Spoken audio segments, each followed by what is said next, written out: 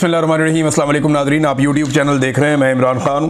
अब तक की ताज़ा खबरें मैं आपके सामने रखता हूं, लेकिन सबसे पहले एक न्यूज़ है और ये ख़बर रिलेटेड है यमन से। यमन के वज़ीर आज़म को इसराइल ने कत्ल कर दिया, वो शहीद हो गए हैं, अहमद गालिब अरहावी। और ये कोई कैबिनेट की मीटिंग चल रही थी जिस पे अटैक किया गया। काबीना के दीगर अरकान के बारे में भी बताया जा रहा है कि बहुत सारे और लोग भी शहीद हुए हैं। रज़ी ताहिर साहब ने यह दावा किया सोशल मीडिया पे, और उन्होंने ये लिखा इन्फॉर्मेशन के बारे में कि 70% कैबिनेट जो है वो शहीद हो गई है। ये एक बड़ा अफसोसनाक हमला है। अगर किसी भी वेस्टर्न कंट्री पे ऐसी कोई चीज़ हो जाए या किसी ऐसे मुल्क पे ऐसी चीज़ हो जाए जिसे लोग महज़्ज़ब दुनिया कहते हैं, सो कॉल्ड, तो फिर आपको अंदाज़ा है कि वहाँ किस किस्म का रिएक्शन पूरी दुनिया में आना था। लेकिन यहाँ पे क्योंकि यमन एक ऐसा मुल्क है जिसके साथ ताकतवर मुल्कों की लड़ाई भी है, और इसराइल ने क्योंकि ये किया है तो वहाँ इतनी उंगली नहीं उठती और इतना ज़्यादा इसके ऊपर बात नहीं की जाती। लेकिन इसराइल कंटिन्यूसली जो है वो बहुत सारी जगहों पे लड़ाई कर रहा है। उसने भी ईरान के साथ भी लड़ाई की है, शाम में भी उन्होंने अपने अहदाफ हासिल किए हैं, और इसके अलावा लबनान में फिर जो गज़ा के ऊपर लगातार बमबारी चल रही है।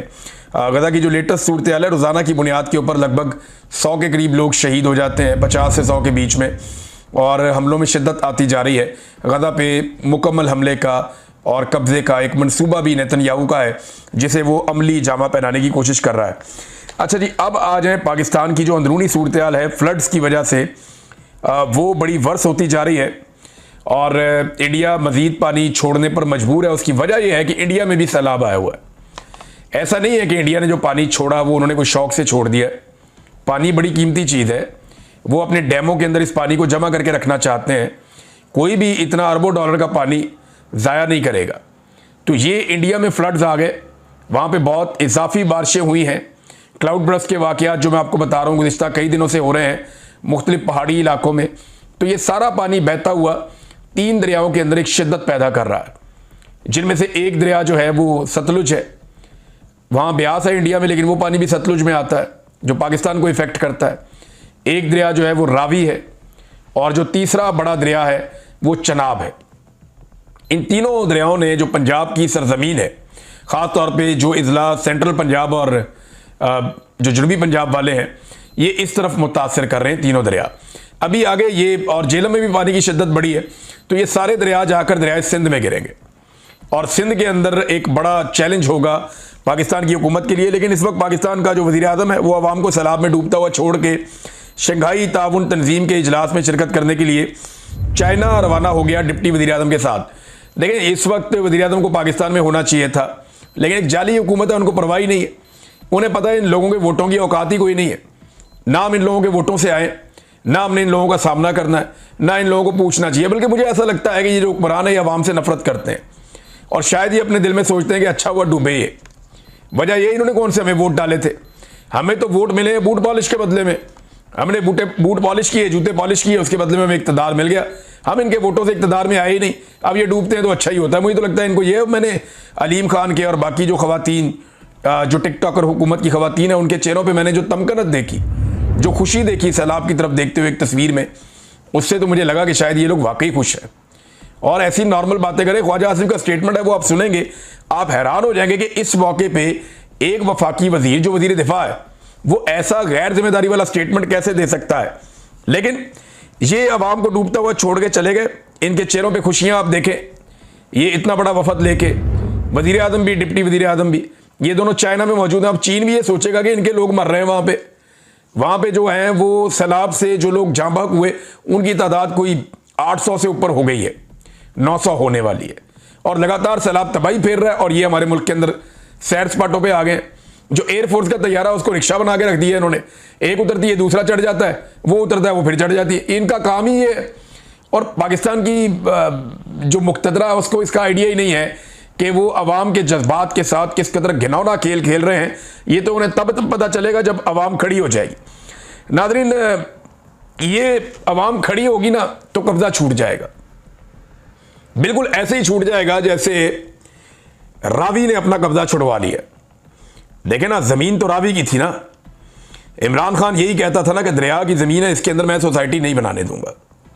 यही बात वो कहता था ना। अब ये मोटे दिमाग वाले जो हैं ये प्रोपेगेंडा कर रहे हैं जी इमरान खान ने रावी के अंदर सोसाइटी बना, और खाना खराब सोसाइटी बनी है 2024 में। इमरान खान को मिलिट्री एस्टेब्लिशमेंट ने गिरफ्तार कर लिया था 2023 में। पहली गिरफ्तारी 9 मई 2023 को ही, दूसरी गिरफ्तारी उनकी की गई 5 अगस्त 2023 को। और ये जो परमिशन दी गई है, ये दी गई है अप्रैल 2024 में, जब इमरान खान साहब जेल में थे। ना वो आदमी किसी को दिखाई देता है, ना वो आदमी किसी को सुनाई देता है। जेल के अंदर उसको बंद करके निशाने इबरत बनाने की कोशिश की जा रही है। उसके खाते में डाल दिया इन मोटे दिमागों वालों ने, पता नहीं खोते का गोश्त खाया हुआ इंसानों ने, ये उठा के इमरान खान के खाते में डाल रही है। सोसाइटी इमरान खान ने बनाई थी और भाई इमरान खान ने इसके खिलाफ कार्रवाई करवाई थी। ये देखें आप अदर मशवानी साहब का ट्वीट, ये 2022 का ट्वीट है उनका, और तब ये कार्रवाई मियां असलम इकबाल साहब थे, उस दौर में कार्रवाई हुई। लाहौर पुलिस और ये देखें आप, लाहौर पुलिस और दिल्ली इंतजामिया का बाअसर कब्जा माफिया के खिलाफ अलीम खान की सोसाइटी पार्क व्यू में ग्रैंड ऑपरेशन। इरिगेशन डिपार्टमेंट की अरबों रुपए मालियत की सरकारी अराजी कब्जा ग्रुप से छुड़वा ली। ये वो अराजी है जो इमरान खान साहब ने छुड़वाई थी। और अब जनाब मरियम नवाज की हुकूमत आई और मरियम नवाज की हुकूमत ने इसको दे दी परमिशन।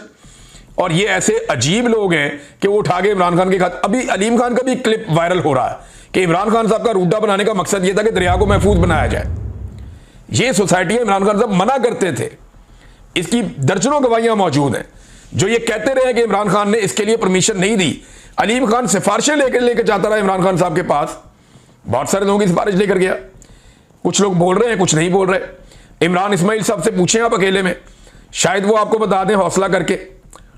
वो शहजाद अकबर साहब ने तो बता दिया, उन्होंने तो कह दिया कि जनाब मुझे तो ये लेकर गया था सिफारिश करवाने के लिए इमरान खान को, लेकिन इमरान खान साहब ने गलत काम करने से इनकार कर दिया।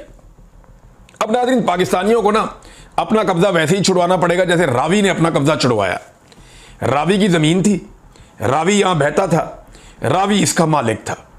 रावी आया ना, उसने कोई केस किया, ना उसने किसी को आवाज दी, उसने अपने जोरे बाजू से अपनी जमीन छुड़ाई है। ये है मालिक का रवैया।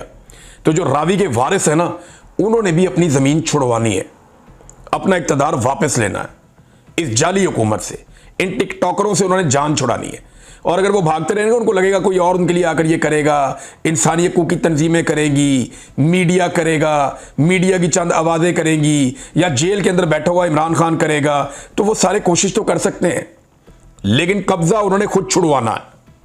जैसे रावी ने अपना कब्जा छुड़वाया ना, अपनी ज़मीन खाली करवाई है, जूतियाँ छट के नसे ने सारे, इसी तरह ये सारे लोग भी जूतियाँ छोड़ के भागेंगे पाकिस्तान से जब रावी के वारिस या पाकिस्तान के वारिस निकलेंगे और निकलकर अपनी जमीन पर अपना कब्जा वापस लेंगे।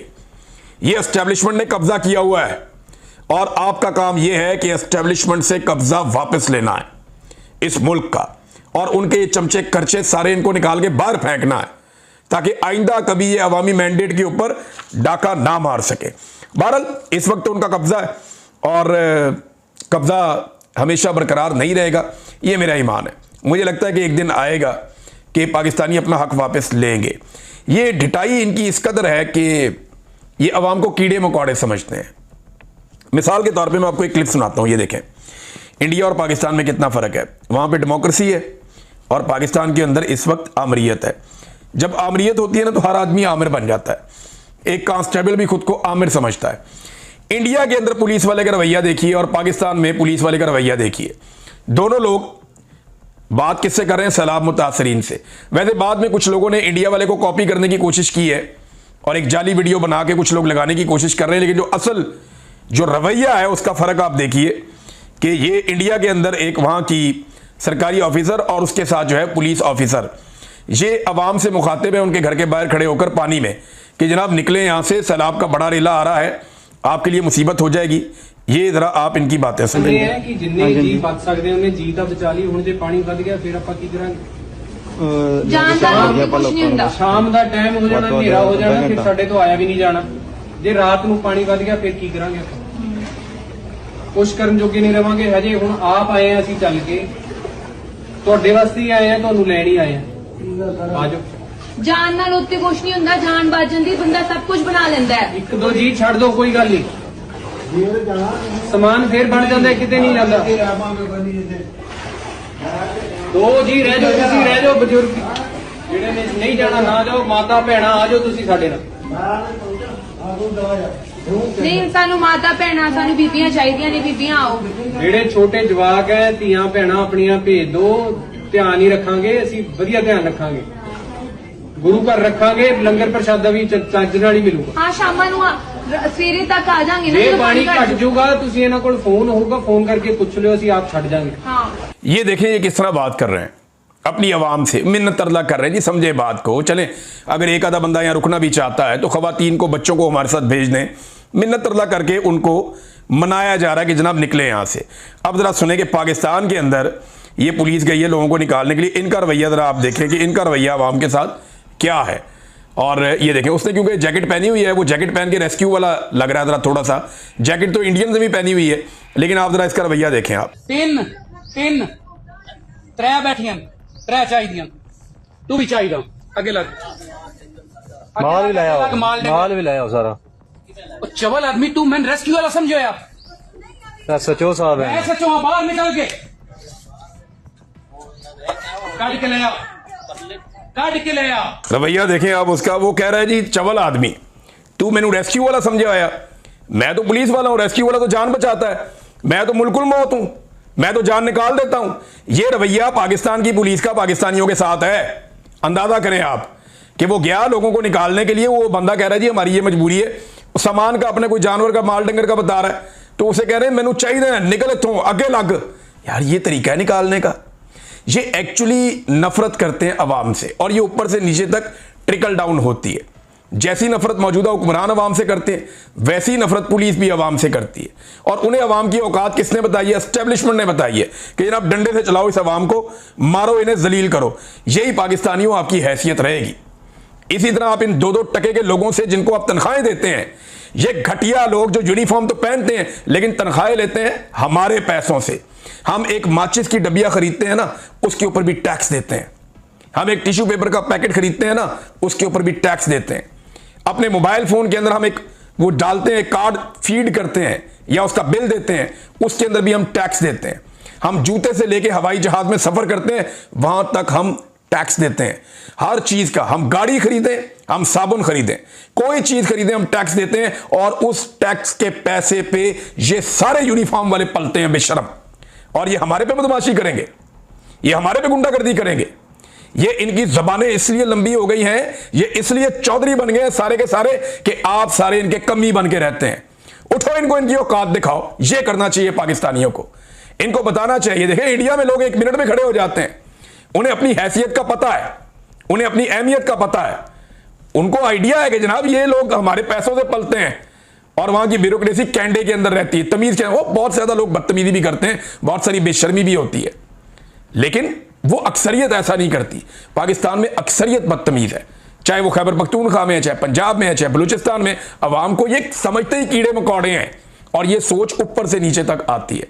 और इस सोच के आगे बंद जो है ना, वो अवाम ही बांध सकती है। जब आप इस मुल्क के मालिक बनेंगे ना, तभी ये आपके मुलाजिम बनेंगे। जब तक आप खुद कमी कमीन बन के रहना चाहेंगे, तब तक ये आपके सर के ऊपर ऐसे ही सवार रहेंगे। इनकार किया ना इमरान खान ने, वो सजा जरूर काट रहा है, लेकिन रब ने उसको बहुत इज्जत दी है। मैंने भी इनकार किया कि यार मैं इनके सामने ऐसे नहीं झुक सकता, सवाल ही पैदा नहीं होता। तो मेरा रब मुझे रोटी तो खिला रहा है ना, मैं भूखा तो नहीं मर रहा। तो सारे पाकिस्तान को चाहिए कि खड़े तो हो कम से कम इस बदतमीजी के खिलाफ, इस रवैये के खिलाफ, इस बेहूदगी के खिलाफ। और इनका जो साइकोलॉजिकली इनका जो लेवल है ना, जो इनका दिमागी लेवल है, वो इतना छोटा है कि आज मैं सुन रहा था कि जी 3 दरियाओं में स्ट्रेस आ गया। अंदाजा करें आप, यानी स्ट्रेस का उर्दू मीनिंग है तनाव। 3 दरियाओं के अंदर तनाव पैदा हो चुका है। यानी बेसिक टर्मिनोलॉजीज का भी इनको आइडिया नहीं है। वो डस्का में नून लीग की एक MNA है नौशीन साहिबा, उनकी कोई वीडियो सोशल मीडिया पे वायरल हो गया काम। वो एक बाबे को 2 दफा रेस्क्यू कर दिया, यानी एक दफा इस एंगल से रेस्क्यू कर दिया, एक दफा इस एंगल से रेस्क्यू कर लिया। वो अलग अलग कैमरों ने फुटेज बना दी और बना के दिखा दिया कि जी बाबा जी 2 दफा रेस्क्यू हो गए हैं। या तो बाबा जी को शौक है, बार बार पानी में बढ़ जाते हैं, या ये उनको बार बार घुसा के निकालते हैं वहां से। तो टिकटॉक के ऊपर लगे हुए हैं सारे के सारे, जितने इनके ब्यूरोक्रेट हैं सारे। पिछले वीलॉग में मैंने आपको दिखाया ना, वो टाई कोट पैंट पहन के उसने हाथ में ट्रंक उठाया हुआ बेशर्म आदमी ने। मैं सॉरी टू से, मैं ये जुबान इस्तेमाल नहीं करता, लेकिन मैं इसलिए कर रहा हूं यार, खुदा का वास्ता यार, लोगों को पागल तो ना समझो। 7 बंदे फुटेज बना रहे हैं भाई, उनमें से किसी को ट्रंक उठा ले, ये ट्रंक उठा के ड्रामा करने की क्या जरूरत है? 7 बंदे हैं, उनको कह रहे हैं जी वीडियो बनाओ। ये नाजरीन सिर्फ आपको बेवकूफ बनाते हैं और ये सिर्फ मीडिया खेल रहे हैं। पूरे पाकिस्तान का मीडिया आपको एग्जैक्ट सूरत हाल नहीं बता रहा। मैं आपको बताऊं, इस वक्त जो जंग है और जो चनेवट है उसके अंदर बहुत बड़ी तबाही आई है। मीडिया आपको नहीं बताएगा। आपको अंगेज किया हुआ है मखसूस इलाकों में जहां पे ये अपना चक्कर चुक्कर लगाते हैं। कभी जी मेट ऑफिस में पहुंच गए, कभी जनाब एक जाली कैंप बनाया वहां पे जाके बैठ गए। वो जो जाली कैंप बनाया उसको जाते ही ताला लग गया। मरियम नवाज पहुंची, नून लीगियों से मिली, वहां से निकली, बाद में कैंप को ताला लग गया। कोई वहां पे मौजूद ही नहीं था और वो कैंप जो है वो सैलाबी इलाकों से बहुत दूर था, वजीराबाद वाला। अब चनियोट के अंदर लगभग 150 के करीब मौजे हैं जो डूब गए हैं, सारी फसलें तबाह हो गई हैं। जंग के अंदर जो है इस वक्त 411 गांव जंग के इलाके में डूबे हैं। अब मुझे आप ये बताएं कि इतने गांव तो कितनी जमीनें होंगी। और शिकायत पता क्या आ रही है यहां से कि जो बड़े बड़े लोग हैं उनकी शुगर मिले, खासतौर पर रमजान शुगर मिल का तो लोगों ने नाम लिया, उनकी शुगर मिले बचाने के लिए बड़े बड़े लोगों की और बड़े बड़े जिमींदारों और जागीरदारों की जमीनें और उनके बागात बचाने के लिए आम आदमी और गरीब की जमीनों को डुबोया जा रहा है और गलत जगहों से बंद तोड़े जा रहे हैं। यह सूरत हाल पाकिस्तान भर में हो रही है। मुल्तान खतरे में है, कसूर खतरे में है और हुकूमत सो रही है। इनकी कैपेसिटी नहीं है, इनको इस बात की अकल ही नहीं है। वो जनाब शो करते हैं थोड़ी देर बाद जी पाकिस्तान की तारीख में पहली मर्तबा हमने ये कर दिया, पाकिस्तान की तारीख में सबसे पहली मर्तबा और सबसे बड़ा हमने ये कर दिया, यानी सबसे बड़ा रेस्क्यू ऑपरेशन हमने कर दिया। अभी तक रेस्क्यू किसको किया आपने? पाकिस्तान की तारीख का सबसे पहले जो है ना हमने वो फुटेज बना ली ड्रोन से जनाब, इससे पहले किसी ने नहीं किया। पाकिस्तान की तारीख साथ इकदाम, और भाई तारीख आपने सिर्फ एक बनाई है। पाकिस्तान की सब तारीख का सबसे बड़ा इलेक्शन का डाका आपने मारा है। पाकिस्तान की तारीख का सबसे पहले जो आप लोगों ने एक जाली हुकूमत बनाने का रिकॉर्ड कायम किया है, मुकम्मल जाली हुकूमती निजाम आपने कायम किया है। और पाकिस्तान की तारीख में तारीख साज बूट पॉलिश आपने की है। इसके अलावा आपने कोई तारीखी काम नहीं किया।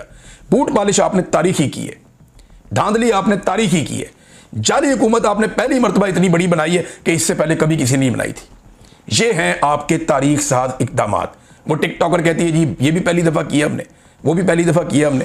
ख्वाजा आसिफ का स्टेटमेंट देखें आप, ये सारे के सारे जो है ना वो नमूने हैं और एक ऐसे अजीबो गरीब लोग हैं। मैं पहले ये स्टेटमेंट मैंने एक जगह पढ़ा तो मुझे यकीन ही नहीं आया, बाद में मुझे लगा कि शायद ये एडिटेड है, ऐसा वो कह नहीं सकते। फिर मैंने siyaset.pk के ऊपर ये लिखा हुआ देखा तो मुझे लगा कि यार वो लोग तो तहकीक करते हैं। अब लिखा हुआ क्या है जरा ये आप देखें, लोगों को ये पानी घर ले जाकर जमा कर लेना चाहिए, किसी हमाम या टब में डाल लेना चाहिए। इस पानी को नेमत समझें और घर में जमा कर लें। इस पानी को हमें ब्लेसिंग की शक्ल देनी चाहिए। बड़े डैम बनने में 10-10 साल लग सकते हैं। ख्वाजा आसिफ का आवाम को मशवरा। 40 साल हो गए हैं इनको इस इक़्तिदार के अंदर, इस शरीफ खानदान को। इनको इमरान खान के 3 साल का तो हिसाब लेना है जिसमें से 1.5 साल तो कोरोना वायरस था और उसने उस 3 साल के अंदर वो काम किए जो पाकिस्तान की तारीख में पहले कभी नहीं हुए। उससे लेना 3 साल का हिसाब, अपने 40 साल का इन्होंने हिसाब नहीं देना। 6 इनके घर से वजीर आला 6 दफा आए हैं, 5 दफा इनके घर से जो वजीर आजम आए हैं। और इन्होंने कौन सा डैम बनाया बताएं ना, किसी एक डैम का नाम बताएं कि ये बड़ा डैम जनाब हमारे खानदान ने बना दिया पाकिस्तान में।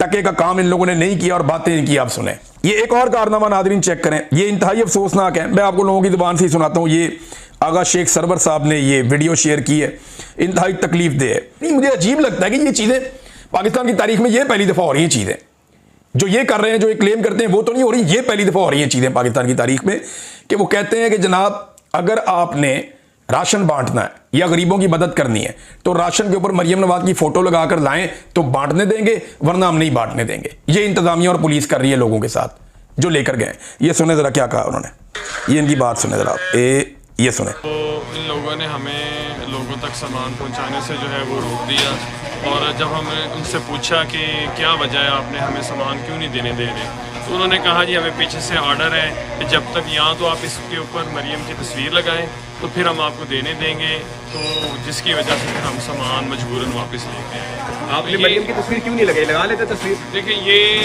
ये लोग जो है पता नहीं क्या चाहते हैं, इनको इन हालात में भी अपनी सियासत और इस तरह की झूठी मकारियों में पड़े हुए हैं कि लोगों को हेल्प की जरूरत। ये अब वो बता रहे हैं जनाब कि मरियम की फोटो जो है उनकी शर्त है कि वो फोटो लगाओगे। ये अगले बंदे की बात सुने आप। एक बंदे ने तो कलमा पढ़ के कसम खाई है कि मुझे उन्होंने कहा पुलिस ने कि इसके ऊपर मरियम नवाज की फोटो चिपकाओ, और ये मैं आपको पहले बता रहा था कि इनकी ये गंदी हरकतें होंगी कि मरियम नवाज का फोटो चिपकाओ तो लोगों को खाना देने देंगे, वरना नहीं। फिरौन है ये, और ये फिरौनियत वाली हरकत है। ये जो भी कर रहा है उसको होश के नाखून लेने चाहिए। ये कोई भला नहीं हो रहा मरियम नवाज का, लोग गंदी गालियां देंगे। और भूखे लोग हैं यार, वो खाने का इंतजार कर रहे हैं, राशन का इंतजार कर रहे हैं, सामान का इंतजार कर रहे हैं। ये लोग उनके लिए राशन, खाना और सामान लेकर पहुंचे, इनको बांटने नहीं दिया कि वापस लेकर जाओ, इस पे मरियम की फोटो चिपका के लाओ। उसका फोटो होगा तो हम देने देंगे, वरना नहीं देने देंगे। भूखे मरते हैं तो मरे भाई, खुद तो तुमने मदद करनी नहीं है। वो बेचारे जो लोग मदद करने के लिए आ रहे हैं उन्हें तो मदद करने दें आप। ये सुने आप एक और नौजवान क्या कह रहा है। इस वक्त आपने क्या देखा, क्या हुआ, थोड़ा सा मुझे बताइए। हम सामान देने गए थे, वहाँ पे पीड़ा फोर्स आ गई। उसके बाद पीड़ा फोर्स ने हमें सामान नहीं देने दिया। उसके बाद वहाँ से उसके बाद बात करवाई उन्होंने किसी से। उसके बाद उसने भी मना कर दिया कि सामान बिल्कुल भी नहीं देना आपने, अगर देना भी है तो मरियम नवाज की तस्वीर वगैरह लगा के दें इसके ऊपर। ये आप हल पर बात कर रहे हैं? जी जी, ये कसम उठा सकते हैं? जी कसम भी उठा सकते हैं। की कसम।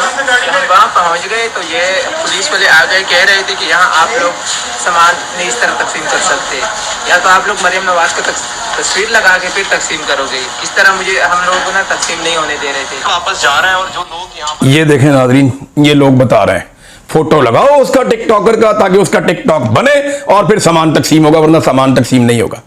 कैसे बेशरम लोग हैं, हद हो गई वैसे, खुदा की कसम। मुझे बहुत तकलीफ हो रही है ये बात करते हुए कि यार भूखे लोग बैठे हैं, खाने का इंतजार कर रहे हैं, उनके सामने से खाना सिर्फ इसलिए वापस जा रहा है कि इसके ऊपर मरियम नवाज का फोटो नहीं है। कितना शौक है इन्हें अपने फोटो का। दूसरी जानिब नाज़रीन, एक और जो अपडेट है वो अलीम खान की सोसाइटी के अंदर अब गुंडे छोड़ दिए गए हैं। वो अब सोशल मीडिया वालों को मारते हैं, धक्के मारते हैं, उनसे मोबाइल फ़ोन छीनते हैं, और जो भी वहाँ पे कवरेज के लिए जाता है उसको तकलीफ़ पहुँचाई जाती है। लोगों को हरासा किया जा रहा है कि जो पार्क व्यू सोसाइटी है जो डूब गई है दरिया वाला, उसका पूरा हिस्सा, वो सोसाइटी जो है वो उसकी विजुअल ना दिखाए जाए, या आवाम को ना बताया जाए कि सोसाइटी का बेड़ा गर्क हो गया और अलीम खान ने झूठ बोला। एक चीज़ सोचें आप ज़रा, चलें बाकी बातें तो बाद में करते हैं, जो ये गुंडागर्दी कर रहे हैं उस पर तो हम बात कर लेंगे। अव्वल तो आवाम को बाइकआउट ही कर देना चाहिए पार्क व्यू को। अब आइंदा किसी को नहीं चाहिए कि वहाँ प्लॉट बनाए, घर बनाए, और बहुत जगह जाके कहीं और बना लें। आप बाइकआउट करेंगे, ज़मीन पे उतरेगा, इसकी बदमाशी निकल जाएगी। मेरा सवाल ये है कि जो आदमी इतना साफ झूठ बोल रहा है कि सामने पानी खड़ा हुआ नजर आ रहा है और कह रहा नहीं है, यानी दिन के टाइम खड़ा होकर कह रहा है जी मुझे तो दिन नजर ही नहीं आ रहा, सामने पानी खड़ा हुआ है, ड्रोन चल रहे हैं, हर तरफ पानी नजर आ रहा है खड़ा हुआ, घर डूब गए हैं, लोग बता रहे हैं सामान हमारा रुड़ गया है, और वो आदमी खड़ा होकर कह रहा है जी कोई भी नहीं हुआ, एक भी बंद नहीं टूटा, जरा भी पानी नहीं आया, एक भी नकल मकानी नहीं हुई, और सारी रात लोग वहां से नकल। जो आदमी इतना सफेद झूठ बोल सकता है, उसने इमरान खान के बारे में कितने बड़े बड़े झूठ बोले होंगे। तो अल्लाह ताला ऐसे लोगों को बेनकाब कर देता है। और मैंने ये देखा है कि इमरान खान के दुश्मन एक एक करके नंगे हुए हैं, और ऐसे नंगे हुए हैं कि अवाम के सामने उनका सब कुछ ही खुलकर नजर आ गया। अब तक के लिए इतनी, अपना ख्याल रखिएगा, अपने इस चैनल का भी। अल्लाह हाफ़िज़।